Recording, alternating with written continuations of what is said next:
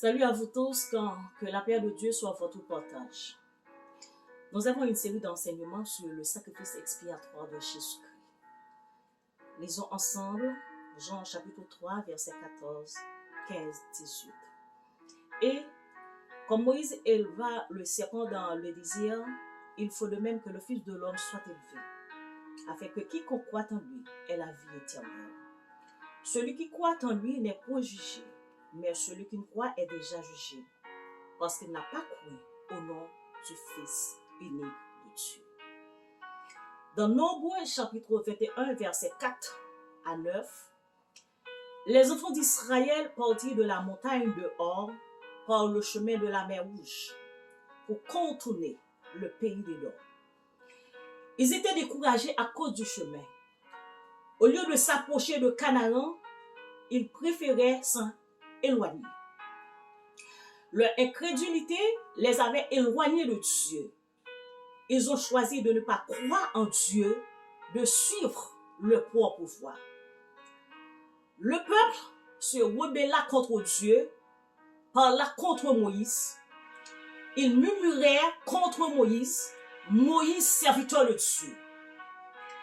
Le chef désigné par Dieu. Pourquoi nous avez-vous fait monter hors d'Égypte?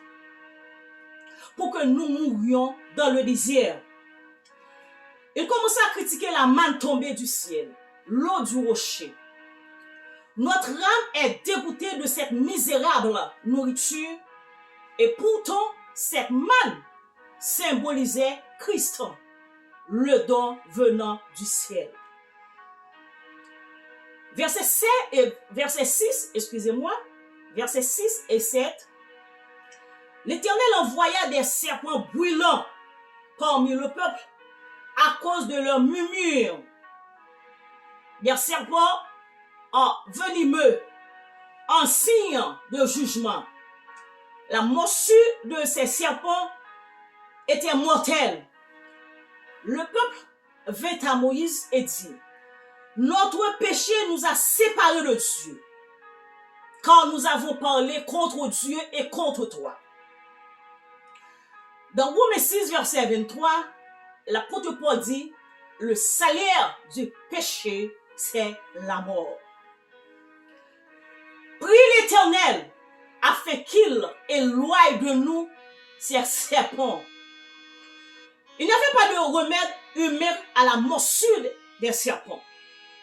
Seule la faveur de Dieu pouvait les libérer, les délivrer. Comme les bontés de l'Éternel ne sont pas épuisées, Moïse pria pour le peuple. L'Éternel dit à Moïse: fais un serpent brûlant et place-le sur une perche.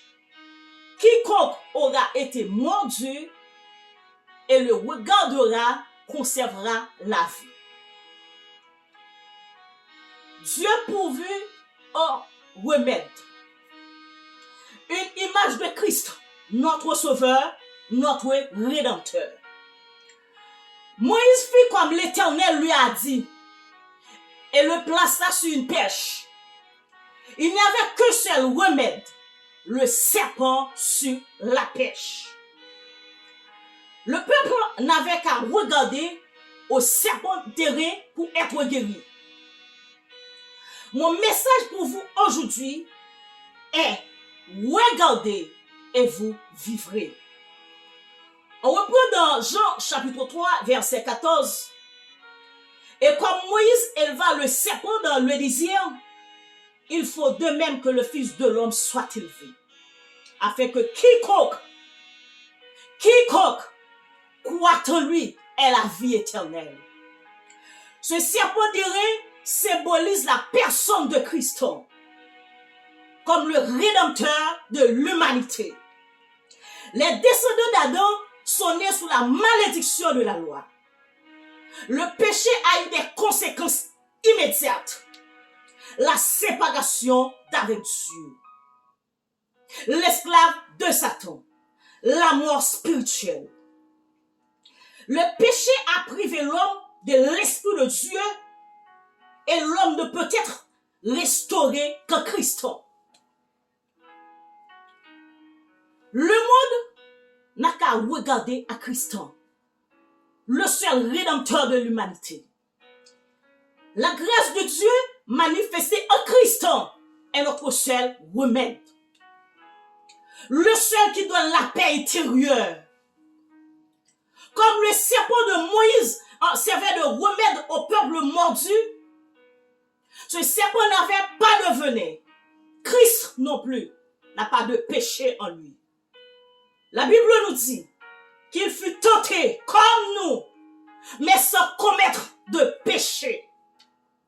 Lui qui n'a point connu de péché et de la bouche duquel il ne s'est trouvé point de fraude, s'est fait péché pour nous.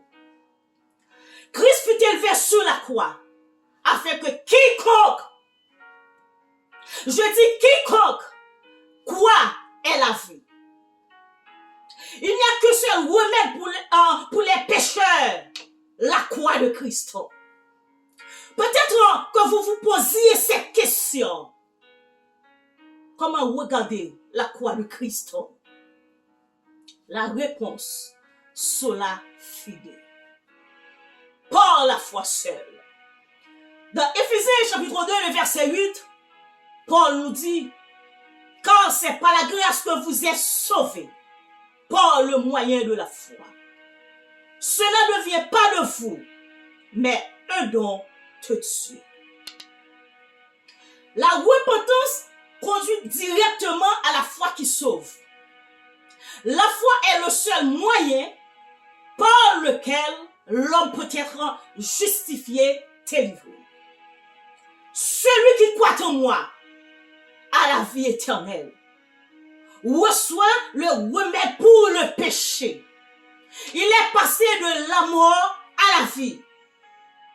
De même que le peuple devait regarder pour vivre, l'homme doit tout simplement croire en Christ pour avoir le salut. Croire à la parole de Dieu. Avoir la conviction que Jésus est le rédempteur de l'humanité. C'est se soumettre à la parole de Dieu. La foi, c'est dire Amen. Qu'il en soit ainsi. La foi, c'est recevoir Christ. C'est vivre de lui. C'est être enraciné en lui. C'est un regard intense vers la croix de Christ. Et comme Moïse éleva le serpent dans le désert, il faut de même que le Fils de l'homme soit élevé, afin que quiconque croit en lui ait la vie. Le peuple était plongé dans le désespoir, l'angoisse, parce qu'il avait été mordu par ces serpents. Le serpent terrain était sa seule solution, l'unique moyen. De même, aujourd'hui, la foi reste la seule solution. Le seul moyen, l'unique espérance contre le péché. Regardez à Christ. C'est le recevoir par le moyen de la foi. C'est se soumettre totalement à lui. Quoique seul sa croix procure le remède nécessaire contre la morsure du péché. Car c'est en croyant du cœur qu'on parvient à la justice, selon Romains chapitre 10, le verset 10. L'homme ne peut pas atteindre Dieu par ses propres œuvres. Romains 1er, verset 17, Paul dit, le juste vivra par la foi. Luther lui-même a pu remarquer que l'homme ne peut se guérir de ses propres œuvres, ni par des indulgences, ni par des pénitences, ni par une personne. Il est libéré par la grâce de Dieu.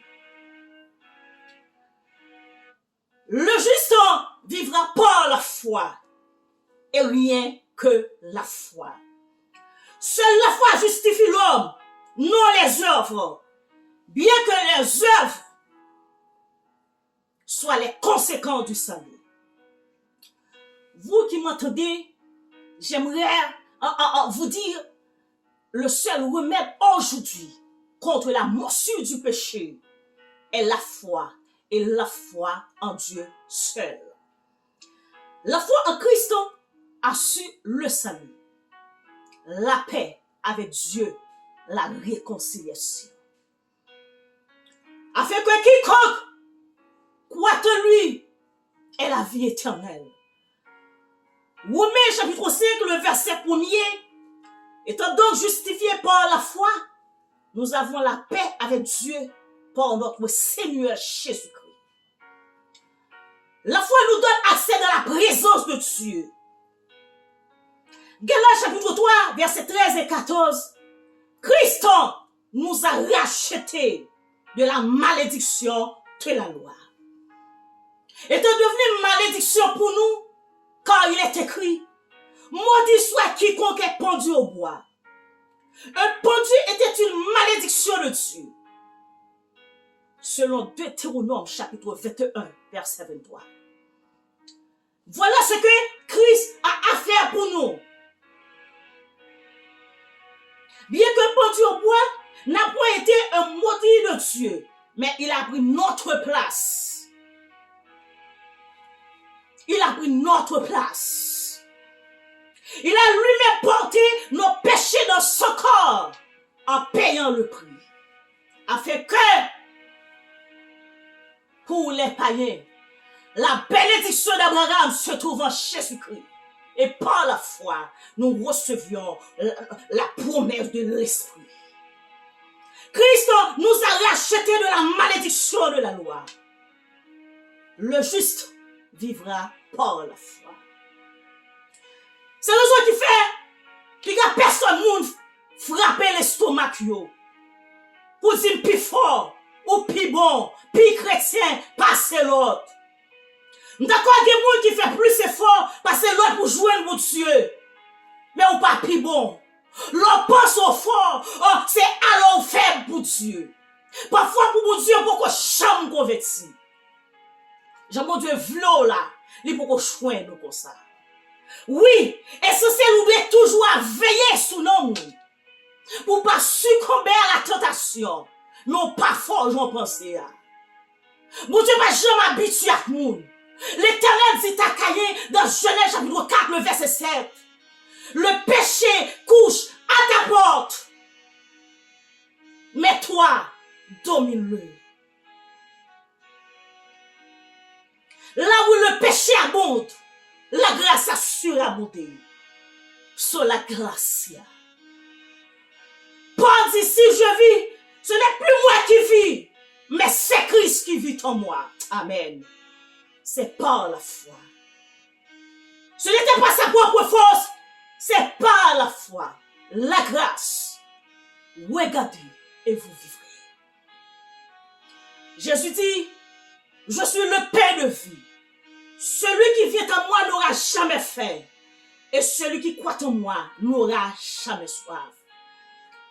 Regardez à Christ, c'est le recevoir. Quoi que vous avez fait de la parole de Dieu. Le pécheur repentant est celui qui réalise sa condition spirituelle. Et il prend conscience de ses actes de péché. Un changement de pensée. La repentance conduit directement à la foi. Et pour vous dire que la foi est le seul et unique moyen par lequel nous recevons la justification, le pardon. Les Juifs posaient cette question à Jésus. Que devons-nous faire pour accomplir les œuvres de Dieu? Jésus leur répondit.